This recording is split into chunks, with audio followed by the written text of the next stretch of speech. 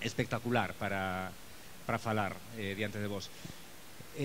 Antes de comezarmos, bueno, vamos a facer unha serie de presentacións express de diferentes novidades editoriais de literatura fantástica, terrorífica e de ciencia ficción en galego.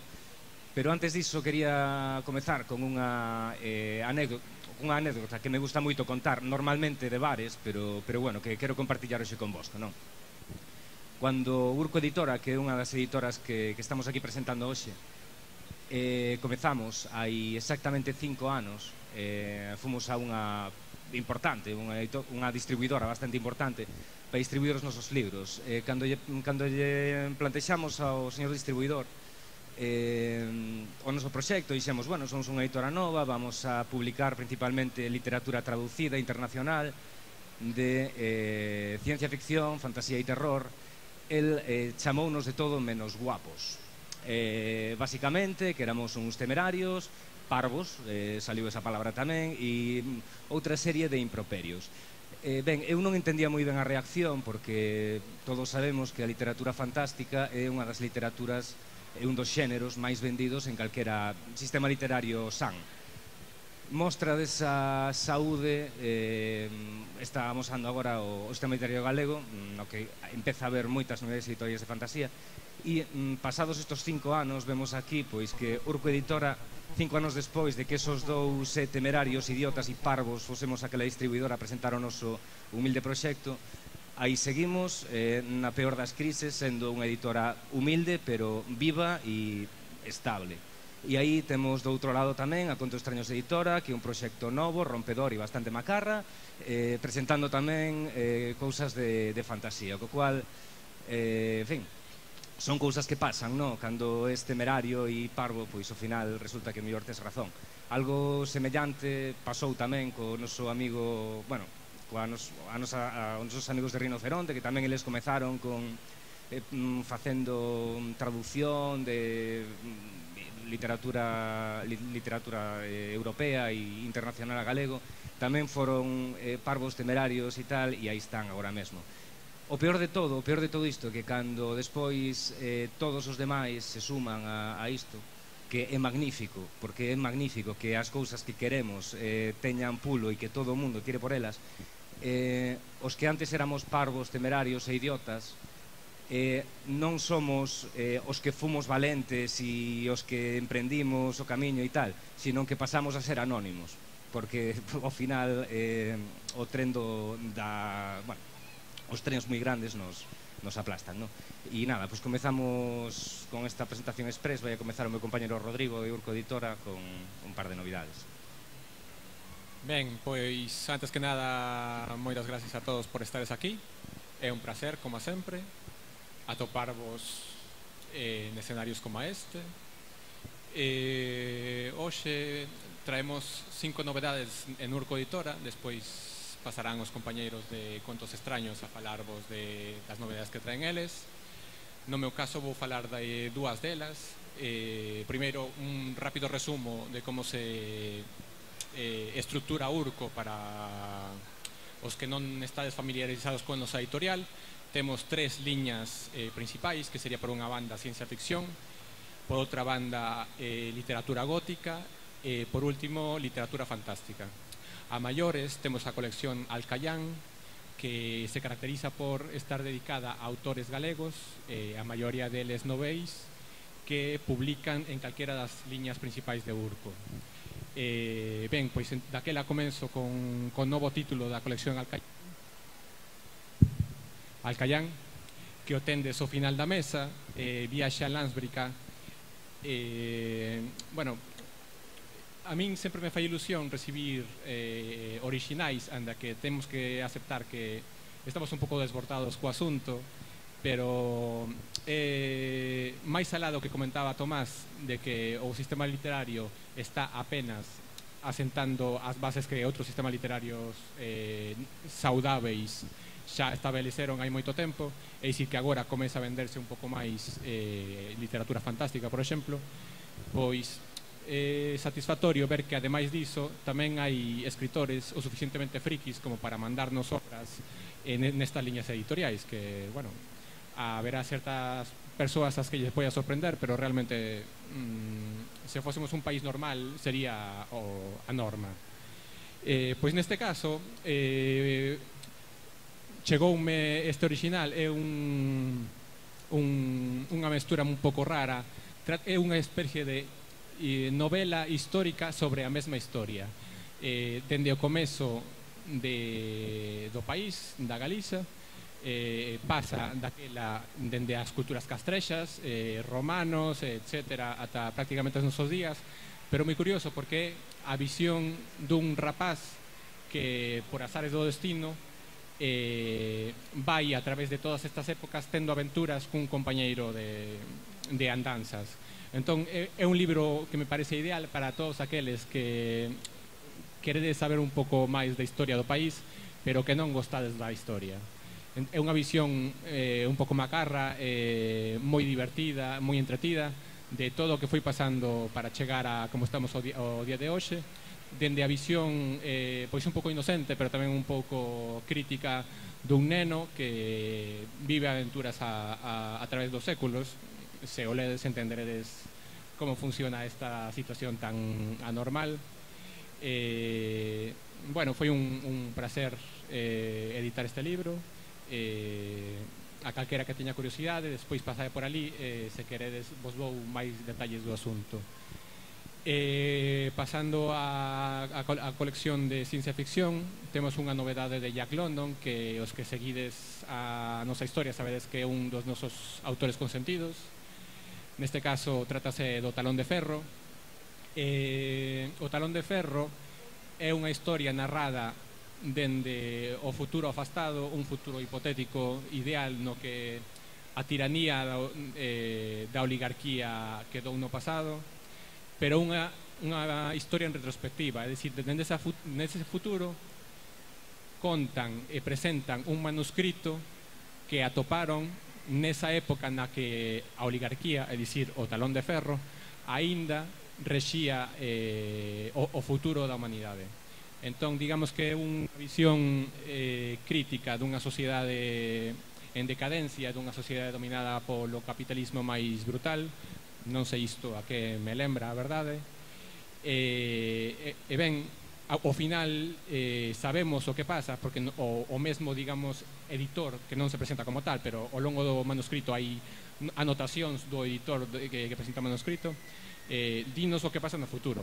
O manuscrito é a historia desta sociedade en crise, desta sociedade que busca a maneira de sobrevivir a unha situación tan difícil. Este tipo de libros, a min a verdade, pasoume tamén co Se o socialismo chegase, un libro que publicamos hai un par de anos. A min dame moitas ganas de que a xente lea este tipo de libros, porque é tan didáctico, é tan claro en obras como estas ver o que hai, pois o mellor 100 anos xa nos dicía que podía pasar e que agora vemos que está pasando efectivamente, que me dá un pouco de mágoa e un pouco de rabia que pasen desapercibidos o lector común. É unha obra moi interesante. Os que leste xa algunha vez a Jack London sabedes que ten unha prosa moi áxil, moi entretida, moi fácil de seguir. Realmente vos recomendo a lectura desta obra. Ben, sen máis preámbulos, deixo vos con meu compañero Tomás, que vos vai falar das outras dúas novidades que traemos dende Urco Editora. Ben, vou vos falar de dous libros. O primeiro deles é este, un libro de colección, é un libro da nosa colección gótica dedicada á literatura de terror, pero que se encadra aparte nunha subcolección que se chama Biblioteca Lovecraft.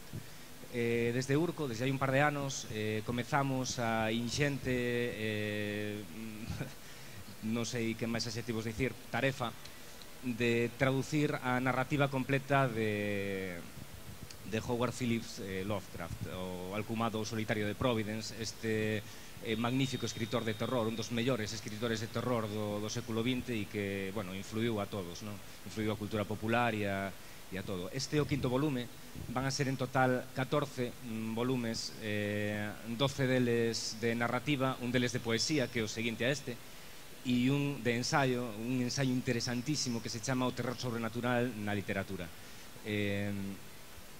Este quinto volume ten de especial que é o último, digamos, o que fecha o que, bueno, algúns críticos chaman o ciclo dos mitos ou o ciclo dos mitos de Cthulhu, non? En obra de Lovecraft. Son as obras máis tardías, as obras máis maduras tamén ao mesmo tempo, as obras que se afastan máis do puramente terrorífico ou onírico para pasar xa a meterse casi na ficción científica, pero de feito xa publicaba nas mesmas revistas que publicaba Isaac Asimov e outra xente na altura, non? É unha obra, traducir a obra completa de Lovecraft é un traballo inxente, enorme, pero é un traballo que tamén consideramos extremadamente necesario, non? Porque cada vez que, eu polo menos, cada vez que leo, cada vez que traduzo, cada vez que me poño con un conto del, descubro moitísimas cousas, e penso que é fundamental que para ter unha literatura normal e unha literatura xa debemos ter cousas como esta. Bueno, a seguinte novidade que imos presentar, vamos, bueno, pedir que suban o seu autor e o seu ilustrador. Trátase de este libro. Sí. Só este. Bueno, acabome de enterar de que temos menos tempo do previsto, entón, pois vamos a apurar un pouquiño. Si vos pasades un momento polo stand de Urco Editora, veredes que todo pola parte de abaixo está decorado con unhas ilustracións maravillosas e uns painéis que din o mundo secreto de Vasilius Hoffman. O mundo secreto de Vasilius Hoffman é unha serie de fantasía escrita en galego por un autor galego e ilustrada por un ilustrador galego que están aos meus lados. Aquí estou o ilustrador, Fernando, o autor, perdón, que se chama Fernando... Menudo insulto. Madvila. E aquí está Iván Valladares, que é o ilustrador que fixo as maravillosas ilustracións do libro. O primeiro volume de Vasilius Hoffman saiu aí 1 ano e medio, significou para o noso proxecto editorial todo un revulsivo, xa que pasamos de unhas cifras normais para o noso país de vendas a ser todo un éxito, a ser un libro recomendado moito no ensino, a ser un libro moi comentado, con moi boas críticas. E ben, 1 ano e medio despois de moito traballo por parte do autor e do ilustrador, despois de un gran esforzo tamén por parte editorial, sacamos este libro tan bonito que se chama Un faro na escuridade e que, bueno, sigue contando a historia desta saga, que me parece que van a ser 5 volumes. Entón, pois xa vos deixo con Fernando e con Iván para que vos comenten un pouco sobre el. Para que non coñeza o mundo secreto de Vasilius Hoffman, si serán 5, non son 3 como triloxía. Eu sempre pregunto a xente que saca fantasía, por que sacades triloxía? Non sei se para homenaxear a Tolkien ou por algún extraño motivo que a xente ten obsesión. Por que lexín 5? Pois non o lexín, simplemente plantexei unha historia que se me foi das mans, empezou a medrar, quería contar certas cousas, estructureinas e ao final cheguei á conclusión de que eran 5 tomos. Espero que non haxa máis, nin haxa menos, non quero facer aí tomos de recheo, non? Como algún escritor que hai por aí. O que sí quería facer era, bueno, temos en proxecto, a parte do arco argumental básico da serie do Mundo Secreto, a parte deses 5, que está hoxe en día moi de moda, non decir, un spin-off, que son uns derivados. Un deles trataría sobre a xuventude de Vasilius Hoffman. Para que non o coñeza, Vasilius Hoffman é unha especie de Indiana Jones con moito morro e bastante bello e tripudo, pero bueno, que o compensa con intelixencia, con sabiduría, con uns coñecementos que o noso amigo Harrison Ford pois supliría tamén con látigo e con chimpos, non? Entón, Vasilius Hoffman tivo unha xuventude que supoñemos ou esperamos sexa interesante, e queríamos pois tamén recopilala nun pequeno libro onde se contaran certos relatos desa xuventude de Vasilius Hoffman.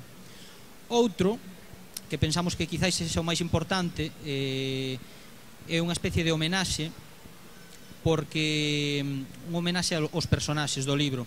Penso que o maior éxito que pode ter o libro, o motivo porque a xente se enganchou, lle gusta tanto, xa non é polo argumento en sí, que procuramos sexa orixinais, sexan diferentes, sexa algo novo, non só por aire fresco, pero penso que o maior logro que temos é a construción de personaxes. Iso o atopamos, bueno, basicamente nalgo claro que vedes que se chama o protagonista Vasilius Hoffman, e sin embargo non é o protagonista, nin sequera é o personaxe nunha enquisa que fixemos o personaxe máis querido, non?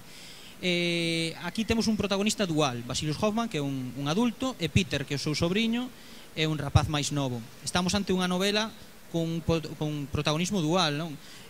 Cada lector pode identificarse cun ou co outro protagonista, todo depende da idade, a veces non, ou coa maneira de pensar desa persoa.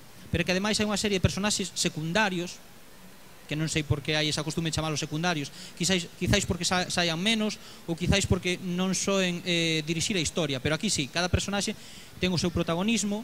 Eu intentei crear uns personaxes, como digo eu, en 3 dimensións, con presente, con pasado e con futuro, igual que con corpo, mente e alma. Os personaxes non poden xurdir nun punto da historia automáticamente e chegar ata aí porque sí, seguir o argumento cara ao futuro, non? Eu penso que un personaxe ten que ter un pasado, o darlle esa profundidade, penso que conseguimos que a xente se encariñara con eses personaxes.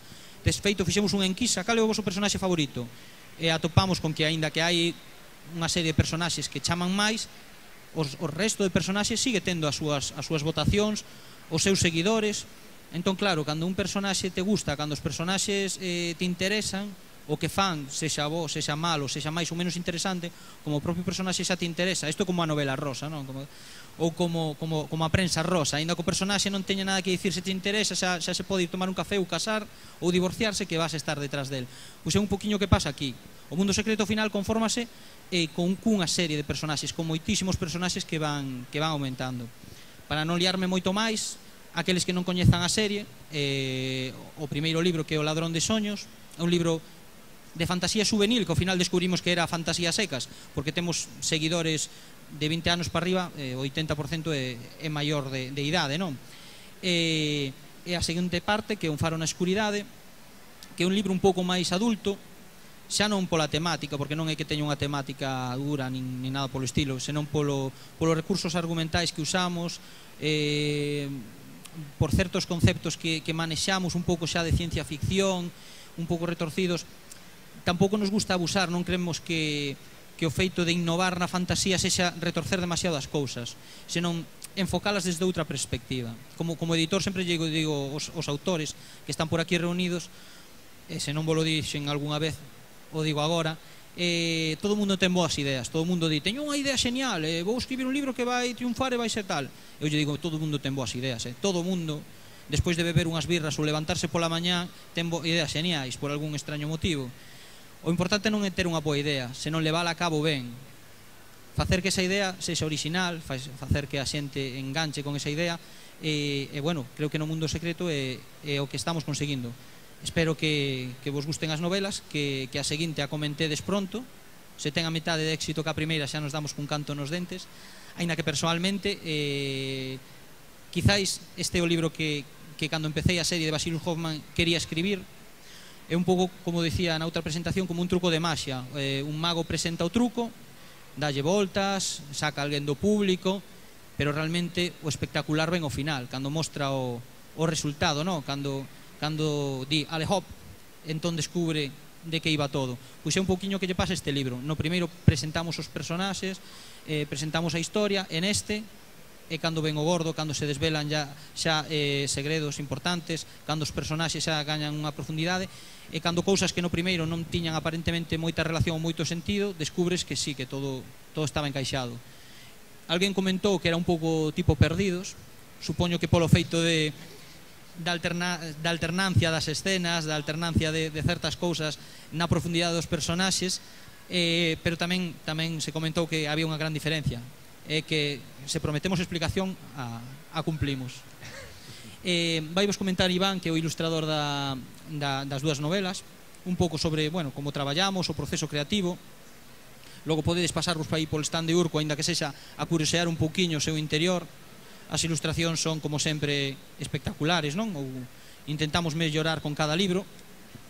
Tedes ali un percorrido de ilustracións para para poder contemplar a modo de museo, non? De Vasilius Hoffman, case. Hola, boas. Como ben di Ferni, isto non era perdidos, afortunadamente el non é Lindelof, o cal é moi de agradecer, todo o contrario, é moito mellor que Lindelof.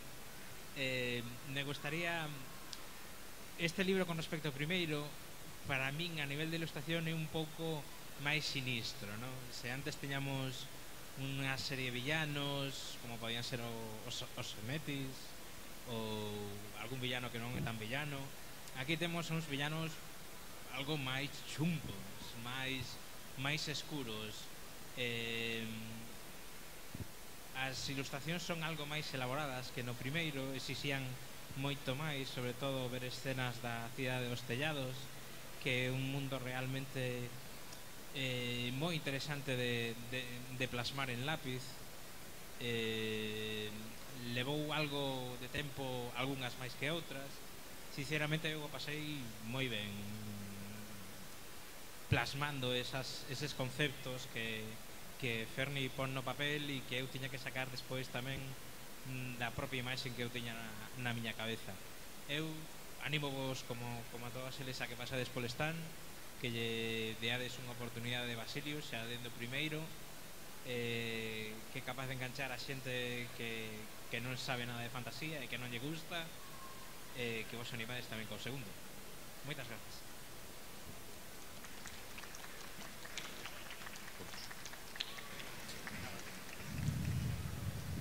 Vamos a, despois de presentar as novidades de Urco, vamos a presentar as novidades de Contos Extraños. Moita xente confunde Urco con Contos Extraños, pensa que Contos Extraños é un proxecto de Urco. Eso debe ser un problema de que o mundo cultural galego é tan pequeno e o mundo do libro galego é tan pequeno que somos todos moi endógamos. Entón, claro, Contos Extraños é un proxecto aparte de Urco. Que pasa? Que Contos Extraños somos eu, Tomás González, que son editor de Urco, e Fernando Cimadevila, que é un autor que publica Vasilius Hoffman en Urco. Entón, pois, claro, ao final todo é un remexido. Digamos que un día nos plantexamos facer o que nos petaba e dixemos, se facemos outra editora para facer o que nos peta, que aquí os de Urco non nos deixan, xa non que non nos deixen, senón que xeralmente unha editora ten un límite, están ocupados, teñen o seu traballo, e nós tiñamos unha serie de proxectos, sobre todo centrados en autores galegos, que é o que traballamos en Contos Extraños, un pouco, quizáis, por decirlo de algún xeito, un pouco máis friki ou máis desenfadado. Dixemos, pois tiramos para diante cun pequeno proxecto que en principio iba a ser nada, unha publicación trimestral, e que ante a avalancha de contos, relatos, novelas e de xente interesada acabou por convertirse nunha editora que en menos dun ano pois levamos 11 títulos xa publicados, 5 revistas destas de Contos Extraños, chamámoslle revista aínda que formato libro, temos revista porque ten unha periodicidade trimestral. Mentres colocan, así vos aseno un poquinho. Ben, unha cousa solo, o da endogamia iba en sentido figurado, vale? Sí, estamos mal da cabeza porque sí, non é por endogamia. Como vos comentaba, este é o noso buque insignia, titúlase Contos Extraños, exactamente igual que a editora. É un dos proxectos que máis orgullosos estamos, por non decir o que máis orgullosos estamos, non só por este libriño que podedes levar ás vosas casas, senón polo que significa que imos a pasar a explicárvolo agora, e que vexades que ten unha dimensión moitísimo máis grande da que podedes imaginar. Este é o número 0. Esta publicación é un recopilatorio de relatos de autores galegos, de autores de fantasía, terror e ciencia ficción, e que ademais inclúe ao final un pequeno apartado de novela por entregas.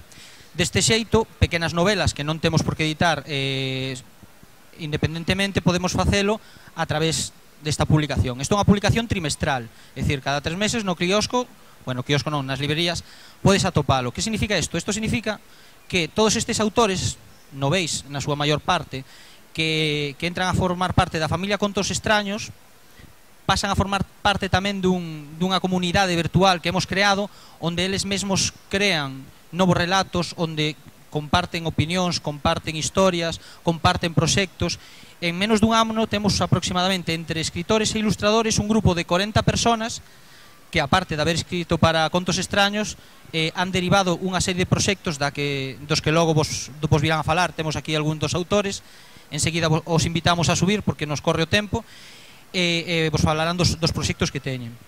Entón, isto é o que vos comentaba, Contos Extraños, isto é o número 0, aquí Tomás ten o número 1, temos ali aquí o número 2, o número 3, este está dedicado á memoria de Lovecraft, á memoria de Tolkien, fantasía épica, á memoria de Ray Bradbury, ciencia ficción, e o último que tedes ali, con esa portada magnífica de José María Picón, é un especial que sacamos agora no Culturgal de Nadal Impío. Son relatos escuros sobre o Nadal, porque o Nadal son unhas fechas, unhas datas moi bonitas, pero tamén esconden cousas un pouco escuras.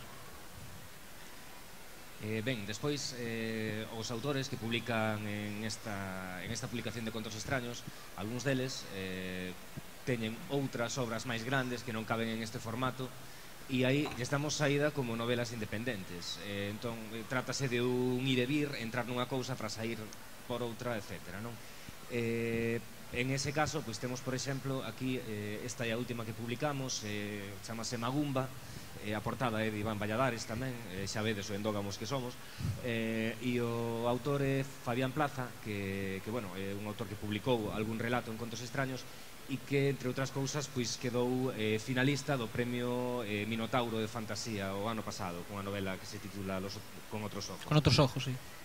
Este último, pero temos tamén aí no stand un que se chama O Morador da Fenda, de Roberto Rodríguez, que é un autor que recentemente gañou o Manuel Murguía. Manuel Murguía ganou este ano. Manuel Murguía, o que vedes que os autores que estamos lanzando en Contos Extraños pois están comezando a gañar premios, a gañar recoñecimento, etc. E en breve, dentro duns meses, publicaremos tamén unha novela de Xosé Duncan, que está aquí diante, que supoño que falará de un momento, non?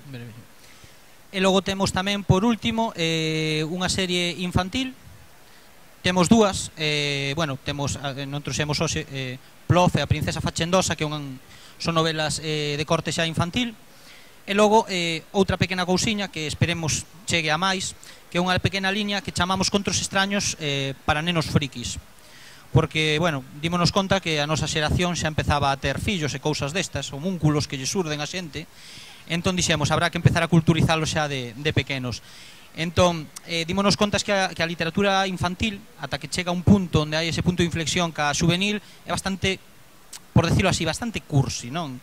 Os rapaces xa dende novos deberían empezar a friquizarse un pouco, a non terlle medo, xa non decimos que alguén me decía, pero que eso que de friquizar? Bueno, por decirlo algún xeito, a non terlle medo a subcultura, os argumentos máis complexos. Non nos gusta tratar os rapaces como se foran parvos. Estas historias, por exemplo, o Apalpador, que temos presentamos tamén no Culturgal a segunda parte, o Apalpador, o Tesouro dos Mouros. Temos a primeira, Apalpador versus Papá Noel, que foi un grande éxito, sí. O título xa vedes que é moi friki. Inclúen, pois, a parte da historia, inclúen, pois, unha serie de xogos, sopas de letras, labirintos, os cales lle pasamos algún adulto e nos chegou a dicir, pero son bastante complexos, non? Resumindo, que non nos deron feito. Nos dixemos, mira, os rapaces, que eu comprobei, porque eu preguntei en algunhas escolas, os rapaces sí conseguiron resolvelos. Pero a mí estes labirintos infantís, estes xogos infantís que, cando erades novos, facíamos así, xa, cos ollos pechados, en plan, isto, para que? Para pasar o rato, porque outra cosa tal. Resumindo, que queremos dicir con eso? Queremos que os rapaces pensen, que non lle podemos dar as cousas masticadas, que non lle podemos tampouco meter moralina, ni meter cousas didácticas con calzador, que se aprenden algo o van facer divertíndose, que se van esforzar nun xogo vai ser porque din, vou non sacar para adiante aínda que me custe, e se non o dá sacado, intento o ano que ven, quizáis entón o consigas, pero non nos gusta tratar os rapaces como parvos. Por eso a nosa serie de Contos Extraños para nenos frikis é para rapaces que estén dispostos a enfrontarse a retos e a pensar un pouco máis que a veces nas escolas parece que os tratan como un poquinho parvos, non? E nada, estos son a grandes rasgos o proxecto de Contos Extraños que en xeral sabedes no que consiste. Autores galegos ou afincados en Galicia que escriben en galego e que intentan chegar a un, como diríamos, o noso maior reto, conseguir un panorama ou un movimento xa non literario, senón un movimento dentro da fantasía. Entón agora imos invitar uns cantos autores que están por aquí, todos os que se animen a subir, que traian a súa cadeira, porque aquí sabedes que non hai para todos. Imos presentalos, podedes facer as preguntas que queirades. Si, isto, por certo, sempre se nos esquece comentalo. Cando vos pete, levantades a man, non fai falta que berredes, levantades a man e podes preguntar o que vos dé a gana a calqueira dos aquí presentes, autores, editores, a quen que irades.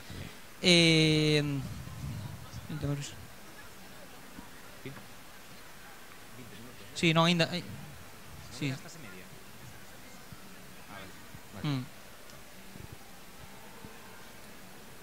Vale. Vale. Bueno, imos presentar en primeiro lugar, imos por de un en un, así vos falan un ratiño. Imos presentar a Xosé Duncan, que é un dos escritores que ata agora publicou bastantes relatos na nosa publicación trimestral de Contos Extraños, e que dende o primeiro comezo penso que viu bastante claro, ou polo menos nos o vimos, de que o seu primeiro relato nos convidaba a crear un universo propio, un universo terrorífico, pero tamén ao mesmo tempo de lendas. Os personaxes dos seus relatos empezaron a saltar dun relato a outro ata configurar eso, unha historia que empezou a evolucionar e que de repente se lle ocurriu decir, bueno, pois mira, por que non fago unha novela? Triloxía, así como non, como boa fantasía, que ten que ser, unha novela da que agora intentaremos sacar para aproximadamente para o entroido, máis ou menos para marzo, e que vos vai falar aquí un poquinho entón Xosé Duncan sobre ela. Hola, boas tardes, eu son Xosé Duncan. Como comentaban Ferni e Tomás, eu tive a sorte de comezar a colaborar con eles, como moitos outros dos meus compañeiros, dun xeito, no meu caso, un pouco de sorte. Foi na feira do libro da Coruña, deste verán non, do verán pasado, do ano pasado, e a partir de aí, pois, conseguín colocar algúns relatos nas publicacións. Como comentaba Ferni, non? De alguna maneira penso que empezamos a escribir cousas que levamos na cabeza, que temos no ordenador, escritas na casa, que obviamente maman e beben de moitas fontes do que vivimos na Nez, do que vivimos na aldea, misturado, como el decía, con fantasías, lendas, e en definitiva co que nos gusta ler e ver. No meu caso, pois, o primeiro relato que escribín chamábase Ollo do Corvo, viña a ser, por menos para mí, unha especie de homenaxe a Poe, tanto pola temática do corvo como pola escura ambientación que daba o Gato Negro, unha cousa similar. Todo misturado no rural, con personaxes da aldea, con personaxes incluso algúns deles reales, que sí que existían na realidad, na vida real, pero a partir de aí, como ele comentaba, hai certos personaxes que de entrada son secundarios, pero que empezan a cobrar vida, importancia, e os levas, e os vas arrastrando dun relato a outro, e ao final collen tal magnitude que se acaban convertindo nunha novela única.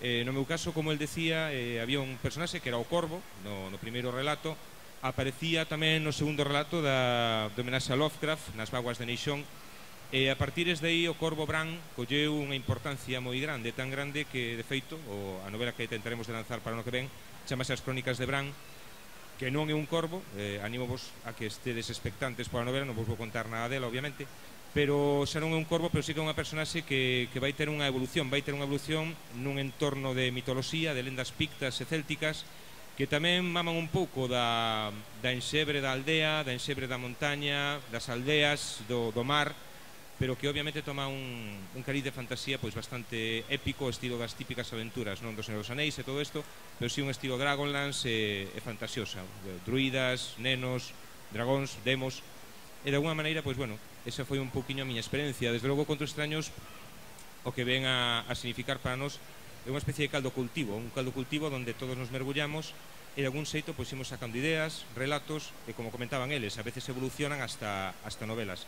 Sí que é certo tamén que interactuamos moitísimo entre nós, temos algunhas publicacións en conxunto, algunhas que se van a publicar tamén para xaneiro, para descarga de balde. No meu caso estamos un grupo de autores en Sombras no Berce, vai ser un PDF tamén ilustrado, colgaremos no seu momento en internet. Dase obviamente a coincidencia que somos a inmensa maioría dos que estamos aquí, por exemplo, a miña compañeira Maruxa tamén ten un proxecto moi interesante que, bueno, vos contará ela. Bueno, imos aproveitar para presentar a Maruxa, que aquí onde a vedes, aínda que parece moi boiña, ten unha mente perversa, é unha excelente escritora de relatos de terror, gusta o gótico e ten un blog moi seguido, do que vos falará agora, algún de vos o millor xa o coñece, Never Drink Wine. Podes explicar tamén a que ven o título, xa vedes que é unha gran seguidora de Drácula e Bram Stoker, E nada, tamén ten aí un pequeno proxecto que deriva un pouco e se alimenta de algúns dos autores e ilustradores de Contos Extraños. Hola. Pois, bueno, vou parte de estar no de Sombras no Verde tamén. Teño un proxecto aí que está moito menos elaborado, estamos ainda reunindo colaboradores. Sería de terror, ilustracións con relatos breves, seguindo unha estética pois moi clásica, en homenaxe a historias da cripta e a estética con ese tipo de entintado en blanco e negro tan particular. Tipo Creep, as revistas estas de Creep e cousas dese tipo. Pero serían relatos ilustrados ou cómic tamén? Están as dúas opcións. Serían relatos breves, non tan longos como os de Contos Extraños, e poderían ser ilustrados ou con... Como hai diferentes autores ilustradores, eso xa será como vai a desenvolvéndose, como queiran interactuar entre eles. Esas cousas van surdindo. Bueno, é a idea, eu estou empezando, é a primeira vez que fago algo así. E como surdiu o de... Bueno, podes comentarles un pouquiño o como funciona o grupo de autores de Contos Extraños. Bueno, que claro, temos un grupo de autores que de aquí sale de todo, desde desvaríos que non pagan ningún sitio hasta proxectos que se acaban concretando. A verdade é que esta editorial supuxo un cambio para bastantes personas no sentido de que éramos frikis pero nos xuntamos e agora facemos cousas de proveito e sacamoslle partido a tanta depravación e a veces salen cousas moi bonitas, é moi bonito. Bueno, en breve chamaremoslle Contos Extraños obra social. Antes éramos frikis e agora facemos cousas de proveito. Vamos a marcar esa frase de Maruxa. Entreter un ratiño nestes tempos tan revoltos xa é bastante proveito, a verdad.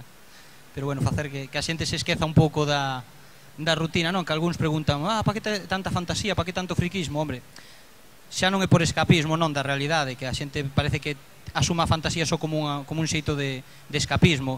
O escapismo tamén está ben, hai veces que a mente precisa un descanso, un relax nestes tempos tan revoltos. Pero outra, que é a miña resposta favorita, é porque tamén precisamos abrir a mente a outra forma de pensar.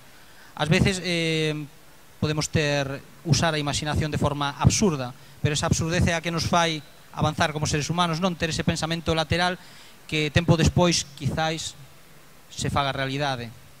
Un pouco do que xurde a ciencia ficción. Imos presentar agora aquí a Manuel Galloso, outro dos nosos autores. Tamén escribiu unha serie de bastantes relatos. Manuel Galloso escribe de todo un pouco, a verdade, bastante ecléctico nese estilo.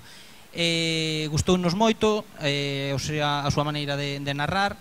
De feito, temos unha especie de criba, de votacións internas entre os propios autores.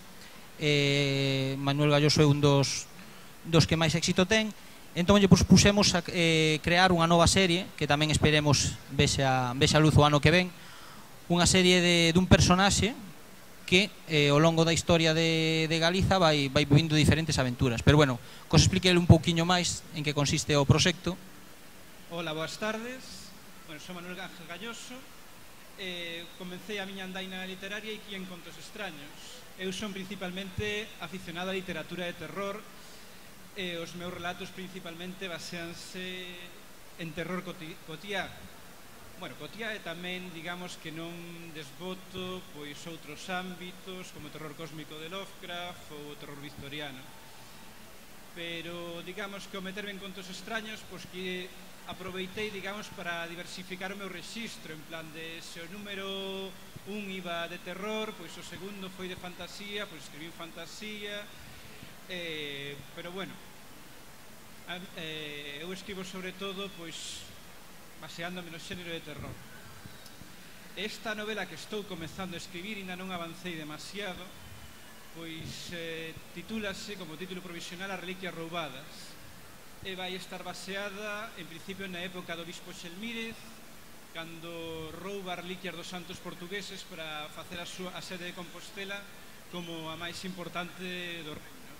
Eu vou coller ese acontecemento histórico e digamos que vou dar unha explicación sobrenatural cun persoaxe efectivamente de momento anónimo, pero que terá unha gran relevancia en distintos momentos da historia de Galicia, e dependendo deste comezo, pois irá, digamos, aparecendo noutros momentos, como a revolta irmandiña, como a invasión romana de Galicia, e ata chegar aos nosos días.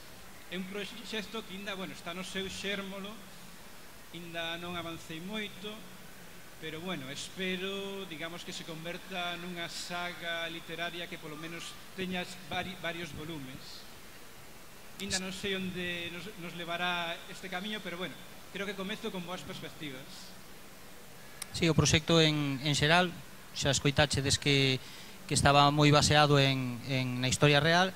Precisamente queríamos utilizar ou apoiarnos un pouco na fantasía para que os rapaces, os máis xoves que se interesan pola literatura fantástica, ao mesmo tempo tamén tiveran un apoio histórico, aprenderan algo de historia. Tampouco o que falábamos antes, non é preciso meter as cousas con calzador, senón se creas unha ambientación histórica real, aínda que metas ingredientes imaginarios ou fantásticos, podes chegar a ter unha visión dese momento histórico que logo che permita asimilar os coñecementos dun xeito moito máis sinxelo. Esta serie, como vedes, está enfocada sobre todo para material didáctico. Intentarase tamén ao final da novela incluir certo material didáctico, como mapas, como certo material que Tomás quizás explica un pouco mellor porque é o artífice do proxecto. Bueno, non sabía que tiña que falar sobre isto, pero... Xa que inventaches, agora tes que... No, a idea deste proxecto pois era basicamente explicar algo de historia para os rapaces aos que non lles gusta demasiado a través da fantasía, ligar a fantasía coa historia e crear un personaxe clásico, o clásico personaxe do xudeu errante, do inmortal atormentado que luita contra as forzas do mal en ese mundo maniqueo do ben e o mal, pero encadrado na historia de Galiza. Un personaxe pois maldito que vive ao longo da historia de Galiza e que de xeito transversal queremos introducir en todas as novelas pois unha serie de conteúdos didácticos, especialmente sobre historia da arte, sobre xeografía, sobre costumes, sobre hábitos, etcétera, etcétera, non? E esa era basicamente a idea.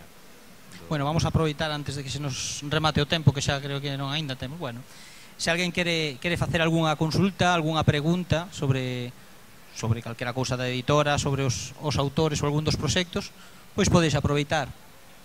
Se non, simplemente comentarvos que temos bastante presenza na rede, estamos sobre todo no Facebook, por se queredes contactarnos, e levamos a cabo bastantes actividades, non só publicamos. Ca publicación de cada número de Contos Extraños procuramos facer pois unha boa presentación, facer algún evento, unha festa, unha cea, creamos unha cea anos 20, de ambientación anos 20, proxectamos películas na presentación do especial para ciencia ficción. Quero dicir que a editora non só se dedica a sacar os libros, senón que tamén nos gusta crear un movimento, ter algo máis palpable, máis sólido, poder reunirnos. Xa vedes que vimos rodeados dos autores, nos os tremos así o mogollón, non nos escondemos ali nos tulus con máquinas de escribir aporreadas. A veces tamén o facemos. Sí, tamén. Pero procuramos sacalos da casa, non? Para que se reúnan, para que falen, porque realmente, como os comentaba antes, o punto máis importante da editora é que se xunten os autores, tanto ilustradores como escritores, que falen, que creen proxectos, que comenten os seus relatos. Xa se viu varias veces como un autor enviaba outro relato, como o correxían, como lle daba ideas, e nos atopamos con gratas sorpresas de relatos que en un principio habíamos rexeitado ou que non considerábamos con nivel suficiente, regresar a nós tras haber pasado polas mans de varios autores, dar a opinión e unha certa reescritura e ver que o relato chegaba mellorado un 100% e que realmente había merecido a pena. Eso non só aporta un valor á nosa literatura ou á nosa editora, senón á literatura fantástica en galego en xeral. Eso que nos está aportando, eu penso, que poñería a man no lume, que dende o ano pasado ata agora que levamos xa uns 11 títulos publicados, todos os autores, ou polo menos o 90% dos autores de fantasía que publican en Contos Extraños, melloraron a súa calidade literaria bastante. O nivel que temos actualmente é un nivel máis que aceptable, que foi co que empezamos, algo de, vale, aquí hai canteira, pero nestes momentos nos estamos atopando con xente realmente boa, que xa gañou varios premios. Maruxa gañou un premio literario fai pouco, Roberto Rodríguez gañou o Manuel Murguía, houve outro máis. Bueno, creo que levamos xa 3 ou 4 premios literarios que para uns autores totalmente noveis son algo estupendo, tanto para eles como para nós, como para a fantasía en xeral. Entón, vos animamos, non só dende Contos Extraños, senón tamén dende Urco, a que vos acheguedes a fantasía galega, porque vos atoparedes cousas moi interesantes. Unha cousa moi interesante e moi propia que nos temos de chamar agroterror, que é algo do que non se falou aquí, é o que lle damos bastante voltas. Para que non sepa o que é agroterror, é moi sinxelo de explicar. O terror rural galego, non? Porque non hai nada que dé máis medo que estar perdido no medio do monte e que te veña unha abella cun sacho, non? Vale, é un pouco cliché, un pouco exagerado, pero o terror rural galego, o terror rural en xeral, non? Basado na agroafobia, no terror a soidade, no terror un terror palpable, non de monstruos nin de espíritus como podía ser o terror gótico, senón un terror real de algo que realmente pode causarte un mal físico, de maneira que non sexa eso, que non sexa algo imaginario. É un dos puntos, bueno, o agroterror, xunto con algunha outra pequena pincelada, que non só estamos creando fantasía, senón fantasía en galego e en Galicia.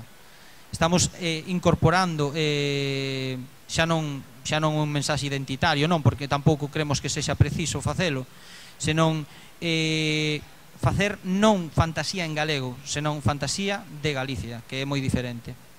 E nada, se non tedes ningunha pregunta, creo que vos deixamos ir ao recreo, non? Ben, unha cuestión que me esquecera de comentar antes, e relacionado con isto de que non só facemos fantasía en galego, senón tamén fantasía galiza, e é moi importante, tanto para mí polo menos, tanto en Contos Extraños como en Urco Editora, é que os libros, o 100% do traballo nos libros de Contos Extraños e de Urco Editora faise, fabrícanse na Galiza por persoas da Galiza e nunha imprenta da Galiza como é Sacauntos Cooperativa Gráfica, que é unha imprenta horizontal, cooperativista e moi molona, que está aí, que ten un logo, que ten un porquiño con a trabada.